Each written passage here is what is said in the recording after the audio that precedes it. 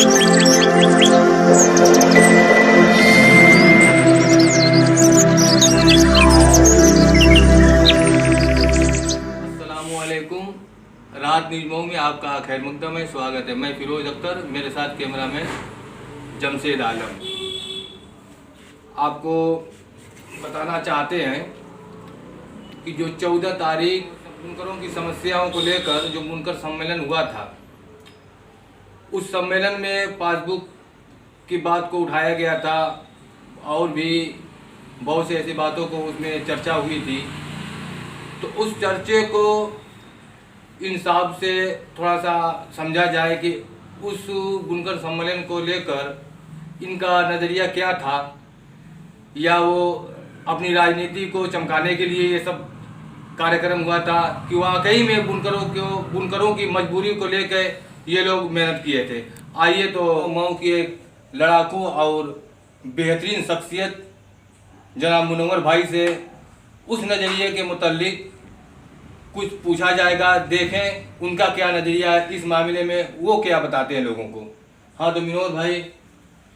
अस्सलाम वालेकुम, आदाब, नमस्कार। मैं मुनव्वर। मैं पहले ही से हमें डाउट था कि आज़ाद ग्राउंड में लोग नहीं पहुंचेंगे, क्योंकि यहाँ की आवाम समझ चुकी थी वहाँ राजनीति हो रहा है। आज़ाद ग्राउंड में जितनी भीड़ थी, जितनी तादाद थी, जिस हिसाब से आज बुनकरों की ज़रूरत है पासबुक का, उस हिसाब से भीड़ नहीं थी। उससे ज़्यादा भीड़ और दिन जो है फुटबॉल टूर्नामेंट वगैरह होता है उसमें रहता है। तो पूरी आवाम जान रही थी कि वहाँ राजनीति लोग कर रहे हैं। न कांग्रेस का कोई लीडर था, न कम्युनिस्ट पार्टी का कोई लीडर था, न वहाँ पे जो है जो बुनकरों की जो लड़ाई लड़ने वाले जो है बहुत चर्चित चेहरा जो है वकील अंसारी नहीं थे, जो सपा में इस समय है, सपाई में है, लेकिन उनको भी नहीं बुलाया गया था। तो 100% वहाँ राजनीति हुई। हमने भी फ़ोन किया था, हमको मना किया गया, लेकिन जनता के कहने पर हमारे जो दोस्त अहबाब थे उन्होंने कहा कि नहीं नेताजी आप चलिएगा, हमारे साथ चलिएगा। हम ठीक है, तो जनता के साथ में वहाँ पहुँचा था। तो ये बताइए कि आपको मना क्यों किया गया था? राजनीतिक तहत मना किया गया था। ये सब डरते हैं ना कि मुनव्वर आगे बढ़ जाएगा तो फिर हम लोग क्या करेंगे, इनको खतरा यही लगता है। अच्छा, तो ये आप ये बताइए कि जो पासबुक का चर्चे चल रहे हैं या उसमें इस मामले को देखिए, हजारों लोगों ने हमसे कह चुका है बुनकर पासबुक जो है मसला जो है वाकई जो है ये समस्या बड़ी समस्या है, क्योंकि हम लोग बुनकरों के बीच में बचपने से जो है जवानी आ गई। अब जो है आगे उम्र बढ़ता ही जा रहा है, जिंदगी में से एक दो दिन रोज कमी होता जा रहा है। हम बुनकरों में पले बड़े हैं, बुनकर नहीं है, लेकिन बुनकरों को दर्द को हम समझते हैं। उनकी अगर आमद सही रहेगी तो हमारा दुकान भी चलेगा, उनकी आमद सही रहेगी तो अंगूर सेब वगैरह ठेला वाले भी चलेंगे। बुनकर बाहुल्य क्षेत्र है, यहाँ लाखों लाख का मजमा बुनकरों का है। अगर बुनकर खुशहाल नहीं रहेंगे तो सब लोग जो है खुशहाल नहीं हो पाएंगे। तो सबका जो है एक आदमी से जुड़ा हुआ है। और ये जो गुमराह किए हुए हैं, ये आंदोलन, ये धरना, ये प्रदर्शन, ये सम्मेलन आज के 2 साल 2.5 साल पहले चाहिए था। अब जो हो रहा है उसमें आश्वासन दिया गया था कि पासबुक को बहाल किया जाए। हमारे मऊ जिले में एक शर्मा जी मंत्री हैं, कई बार जाके यहाँ के लोग मिले, लखनऊ में भी मिले, मऊ में भी मिले। और जब से ये मंत्री हुए तब से और कार्रवाई मुसलमान यहाँ जो है बुनकरों के ऊपर बढ़ती ही गई है। तो जय बार ये लोग जाते हैं मिलने, उतना ही मुसीबत और बढ़ती है। तो मैं जनता से आह्वान किया हूँ, और हमारे शमीम खान जो है प्रदेश सचिव हैं संयुक्त MIM के आ रहे हैं सोमवार को, और 20 तारीख को उनका आगमन हो रहा है। तो मैं पूरे जनपद वासियों से अपील करता हूँ कि ज़्यादा से ज़्यादा तादाद में हमारे घर पहुँचे और वहाँ अपनी बातों को रखे। हमारे नेता आ रहे हैं प्रदेश के, और हम कंधा से कंधा मिला के लड़ाई लड़ेंगे, इंशाल्लाह आंदोलन करेंगे, चक्का जाम करेंगे। जरूरत अगर पड़ी तो रेल भी रोका जाएगा। एक रेल को हम लोग गुजरने नहीं देंगे जब तक मसला हल नहीं होगा। मऊ की जनता हमारे साथ आवे ईमानदारी से, इंशाल्लाह हम भी ईमानदारी से लगे रहेंगे, भले जेल जाना पड़े। बात वो है कि वो बता रहे थे कि ये जो चेकिंग की वजह से लोगों को परेशान किया जा रहा है, उसमें आश्वासन दिया गया था। बिजली विभाग तो खुदे जो है कर्मचारी देख लीजिए ना, 3 दिन से धरना प्रदर्शन वो खुद बैठे हैं। बिजली विभाग के कर्मचारी खुद परेशान है, इतना उनको प्रेशर, इतना चाप दिया जा रहा है। आने वाले दिनों में जो वो भी प्राइवेट हो ले जा रही है बिजली। सरकार सब कुछ तो बेच रही है धीरे धीरे। मतलब कि ये चेकिंग वाला जो काम ये बंद नहीं होगा। जब तक बुनकर रोड पे नहीं आएगा, एक बच्चा 6 महीने का है अगर भूखा है तो वो रोता है, तब माँ दूध पिलाती है। अपने मन से माँ भी दूध नहीं पिलाती है, वो क्या जाने कि भूखा है कि नहीं भूखा है। जब बच्चा रोता है तभी माँ दूध पिलाती है। बुनकर जब आएगा, आंदोलन करेगा, अपनी आवाज उठाएगा, सरकार जरूर सुनेगी, क्योंकि सरकार हमसे है, सरकार से हम नहीं है, जनता से सरकार चलती है। आप बुनकर नहीं है, मैं आपको एक बात बता दूं कि यहाँ बुनकरों के पास जिसके घरों में 8-10 सदस्य हैं, उनकी एक पावर लूम है, और मंदी का जो हालत है, और उसी पावर लूम को चलाते हैं, और कम पानी में अपने परिवार को चलाते हैं। तो वो परिवार चलाएंगे कि रोड पे उतरेंगे? तो आपको क्या लगता है कि ये लोग रोड पे उतर सकते हैं? बिल्कुल उतरेंगे। जब आत्महत्या कर सकते हैं, खुदकुशी कर सकते हैं, तो ये बुजदिली का अलामत है। जरूर ये रोड पे उतरेंगे, एक समय आएगा, हमारे साथ चलेंगे, मसला हल नहीं होगा तो रेल रोकने का काम किया जाएगा। तो आपके साथ अगर जनता लग जाए तो पासबुक, ये चेकिंग वाला काम, ये भी आजकल जो है 2 व्हीलर 3 व्हीलर ये भी चेक करके जो है ऑनलाइन जो है चलाना जा रहा है। तो ये सब तो जो है अनर्गल वसूली सरकार की चली रही है, तो हर लड़ाई लड़ा जाएगा। तो आपसे उम्मीद रखा जाए कि अगर लोग, यहाँ के लोग आपका पूरा साथ भाई हम तो लोग से उम्मीद रखे हैं ना, अगर सदन में भेजे होते हैं, अब्बास नहीं जीत के गए होते हैं, मनोवर जीत के गए होते हैं, तो आज सदन में योगी से डट के मुकाबला करते हैं, अपनी बात वहां पे रखते हैं। एक बात ये बताइए कि मऊ के बुनकरों के लिए यहाँ का कोई ऐसा नेता बता दिए जो नाम कि जो आगे तक बात को लेके जा रहा है। मऊ में नेता ही नहीं है भाई, मऊ में नेता कहाँ है? मऊ में कल्पनाथ राय नेता हुए, उसके बाद से कोई नेता हो तो बताइए। अंसारी साहब हुए, ये सब नेता नहीं है भाई, ये सब नेता नहीं है। जमाल साहब हुए, ये सब नेता नहीं है। ये सब जो है अधिकारी को वहाँ बैठ के जाके हजूरी करते हैं, और मुनव्वर मुर्गा ये सब नहीं करता है, इसीलिए 18 मुकदमा लेके जेल रहा है, कई बार जेल गया है। मैं पिट्ठू नहीं अधिकारी को हूँ, जो समझ में आता है बात किया जाता है। ठीक है मिनोर भाई, बहुत बहुत शुक्रिया। अब आपको लेके चलते हैं उमैर अंसारी साहब से, देखें बुनकर सम्मेलन को लेकर उनके दिमाग में क्या, मतलब कि उनका दिमाग में क्या बात चल रही है, वो आप तक पहुंचाना चाहते हैं। हाँ तो उमैर भाई, आप बताएंगे उस मामले में। जी, वो जो सम्मेलन हुआ था, उससे पहले मैं ये बताना चाहता हूँ कि भारत जैसे मुल्क के अंदर कृषि, किसान जो है वो सबसे मेहनत का काम माना जाता है। किसानी जो गेहूँ, चावल और खाने पीने की जो चीज़ें हैं इससे जुड़ी हुई, चाहे सब्जी हो कुछ भी हो, ये सब जो अपनी मेहनत से और ऊपर वाले के कर्म से ये जो पैदा होता है, इस काम को सबसे ज़्यादा मेहनती काम माना जाता है इस मुल्क के अंदर। इसके बाद अगर कोई दूसरा सबसे मेहनत का काम है तो वो बुनकर समाज का काम है, यानी जो कपड़ा तैयार करते हैं। हम और आप जो कपड़ा पहनकर अलग अलग लुक में आज आदमी जो नज़र आ रहा है, ये लुक देने का और ये कपड़ा बनाने का काम बुनकर समाज करता है।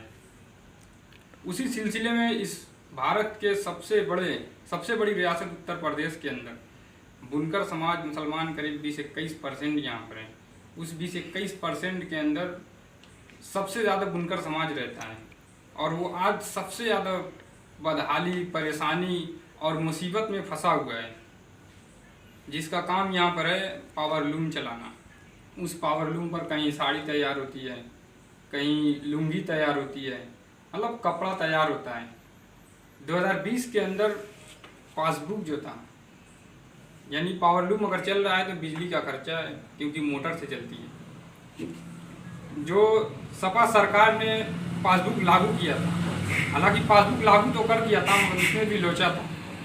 लोचा ये था कि पासबुक लागू करने के बाद मीटर जैसे पहले था वैसे उस समय भी था, मीटर को पूरी तरीके से हटाया नहीं गया था। भारतीय जनता पार्टी की हुकूमत आई तो इन्होंने इस पासबुक को ख़त्म कर दिया 2020 में। उसी को लेकर बुनकर बहुत परेशान है, क्योंकि एक लूम पर जो आज सिस्टम है उस हिसाब से अगर देखा जाए तो 3 से 4 हज़ार बिल आएगी एक लूम पर, और एक लूम से जो 10,000 महीना कमाता है बुनकर, वो 3-4 हज़ार बिजली का बिल नहीं दे सकता है। उसी को लेकर हमारे उत्तर प्रदेश के मऊनाथ भंजन के कुछ नेताओं ने बुनकर सम्मेलन के नाम से मऊ के ऐतिहासिक मैदान आज़ाद ग्राउंड में एक सम्मेलन रखा, जिसको लोगों ने अपने अपने तरीके से देखा है। मुझे जहाँ तक समझ में आ रहा है, और मैं उस प्रोग्राम में गया भी था, मैं वहाँ पे जाने के बाद देखा, स्टेज पर देखता रहा, तो मुझे ऐसा लगा, मेरी आंखें ये ढूंढ रही थी कि मऊ के अंदर तो हर पार्टी के नेता हैं, बहुजन समाज पार्टी के भी नेता हैं, कांग्रेस पार्टी के भी नेता हैं, यानी हर शहर में हर पार्टी के नेता होते हैं, मगर यहाँ पे ऊंची ऊंची कद के नेता हैं हर पार्टी से। कोई और नेता नहीं दिख रहा था, सिवाय एक नेता को छोड़कर जो दूसरी पार्टी से थे, यानी 99% समाजवादी पार्टी के नेता थे। तो क्या किसी मुहिम को चलाने के लिए एक पार्टी के नेता आगे बढ़कर उस मुहिम को कामयाब बना सकते हैं, जिसको लागू करने के लिए हुकूमत बिल्कुल पीछे भाग रही है, उसको मानने के लिए तैयार नहीं है। तो एक पार्टी के नेता मिलकर समाजवादी पार्टी के उस मुहिम को और उस पासबुक की जो मांग है उसको कैसे पूरा करा सकते हैं। मुझे ऐसा लग रहा है कि ये सम्मेलन बुनकरों का सम्मेलन नहीं था, बल्कि समाजवादी पार्टी का सम्मेलन था, क्योंकि उस सम्मेलन में अरशद जमाल पूर्व चेयरमैन, तैयब पालकी पूर्व चेयरमैन, जमाल अरपन, आबिद अख्तर, अल्ताफ़ अंसारी, अदरी से इंतखाब आलम, मोहम्मदाबाद के विधायक, और मेरठ से जो विधायक आए थे हाजी रफ़ीक अंसारी, मतलब जितने लोग थे सब समाजवादी पार्टी के थे। और जो प्रस्ताव में जो 5 मांग पेश की गई थी, मुझे लग रहा है वो जो मांग जो जब लोग मीटिंग किए होंगे, बैठकर तय किए होंगे, तभी 5 मांग उसमें लिखी गई होगी। मगर जब किसी एक नेता का नंबर आता है तो वो कहते हैं कि इस मांग के अलावा मेरी तरफ से ये 3 मांग है, उसको जोड़ दिया जाए।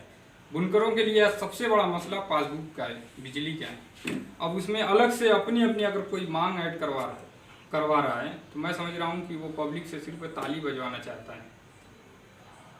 आप किसकी बात कर रहे हैं? अब मैं कर दिया हूँ बात, जो किया होगा वो लोग समझ जाएंगे। अगर आप गए होंगे तो आप भी सुने होंगे वहाँ पर।